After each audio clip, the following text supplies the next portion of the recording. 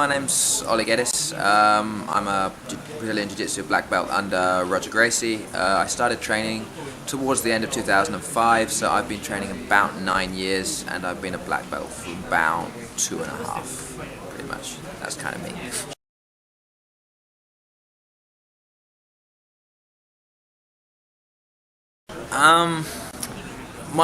My dad has a habit of saying that I'm a cage fighter because he finds that gets better reactions out of people. I am a Brazilian Jiu-jitsu instructor, I suppose, and when they go like, what is that? Then the next thing is, it's kind of like judo but on the ground. And then the next question is, will you be in the Olympics? And then the answer is no, and then they stop talking. That's pretty much how it goes.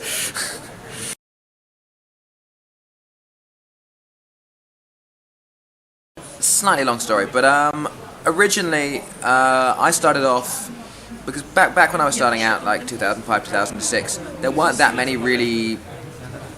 that much instructional material out there, relatively speaking. I mean, there was the big video sets, there was a few from back then, but there wasn't basically the first thing I came across that really tried to teach a game was Eddie Bravo's Mastering the Rubber Guard book, which again, it just gave you a kind of, this happens and then this happens. It gave it a whole structure and it gave a reasoning behind the whole thing from there. And so, and it's the same reasons. It's, when you're starting out, you're not that good at the open guard, so they get past. I didn't have very good grips, so I didn't play very good spider, so I ended up in half guard a lot. And then he had like a whole section in the book where he went, and then how did I find time from there? And you start with the lockdown, and basically it was a position that you could.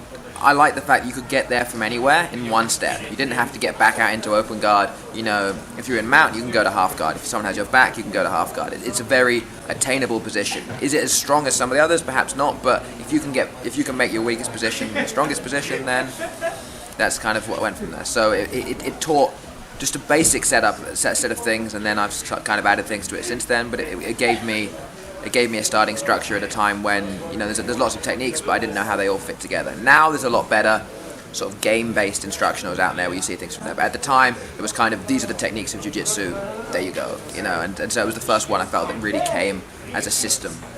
I mean, I didn't use the rubber guard stuff as much because I'm not as flexible as all that, but there was a whole half guard section on there which I liked a lot. So yeah.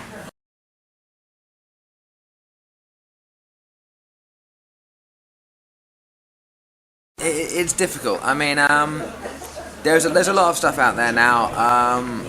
There's a few sort of.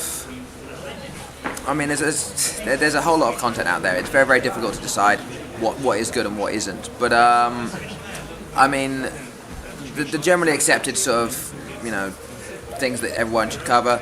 You've got Salo's Jiu-Jitsu University book, which is seen as just like the baseline Bible for these kind of things.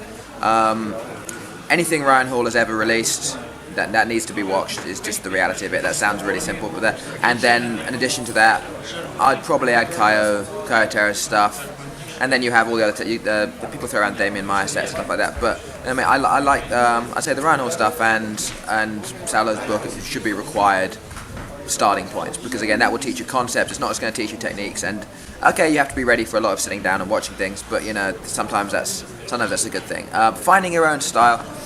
I think the big problem isn't so much. The problem is that people define themselves as a style too early. Is the bigger thing from that point. There, I'm not sure how true this story is, but something I heard a while ago was that Lucas Leitch, who's like the most famous traditional half guard player, was apparently a spider guard player until purple. So I heard. I'm not sure how true that is, but and then he changed it up, and then became a black belt half guard player. Sometimes it just goes that way. So I think lots of guys go, well, I'm a blue belt and I play half guard, and that's what I do. And then they go, well, there's no point learning spider guard because I'm never going to be there because I do half guard.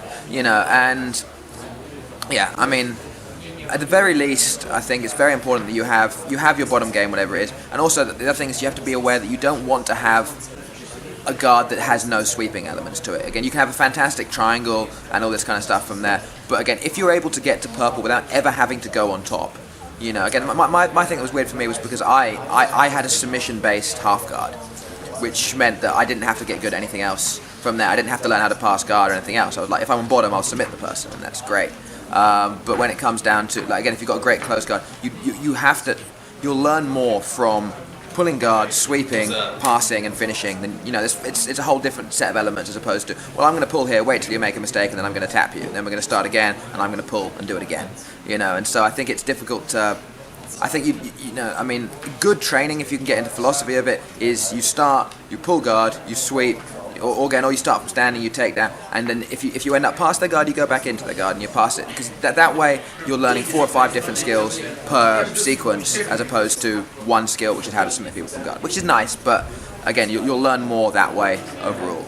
But in general, I think don't limit yourself and define yourself from where, because again, there's a lot of transitions and things that suddenly you can get to from what you think you're good at, but you never explored that route, you didn't see how they all fit together. So, there's a lot of things I'm not that good at, but understanding how it all fits together is important. So learn everything and don't define yourself as one thing too early. I did that. I mean, I've defined myself and I've been defined, but, there's more than half guard from there and how you transition to other things. Okay. Yep. Cool.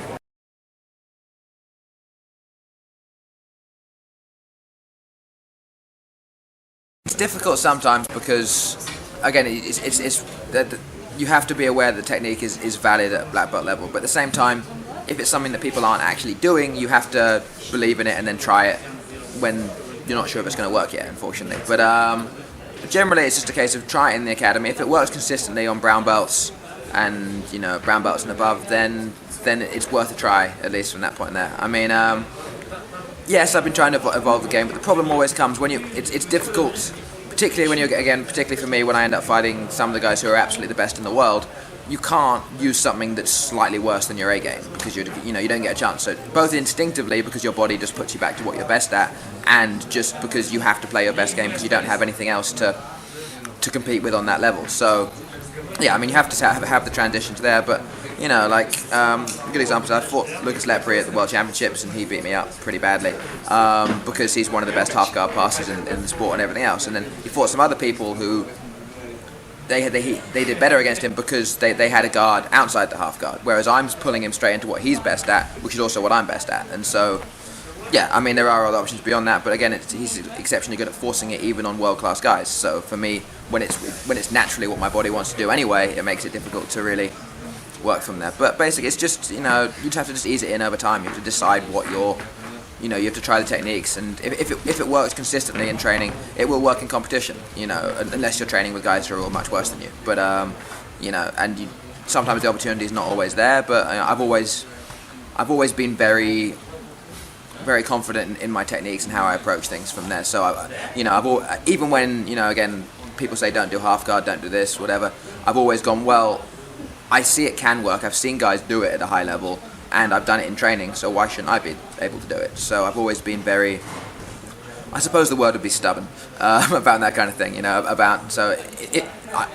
have had matches sometimes where I've basically gone, okay, the guy's passed my guard, but it's okay, I'll submit him from here, and then spent 5 minutes under side control trying to submit the guy, just to prove that I can, and then sometimes you lose, but once you can do it reliably from a bad position, then it's something else. It's another element that someone has to be aware of, and again, you just have to just slowly spider out into new areas of the game and get better at certain things. It's not easy, to try and do something that's not standard, but at the same time, if people don't expect it, it goes to them. There's a difference between a novelty technique that when someone has seen it, they can't be caught by it, and something that's mechanically strong, and if it's still working in training when people know that you're going to do it, then it's probably going to work in competition. If people start sitting competition in training and it stops working, then either you need to get better at it or you need to do something else.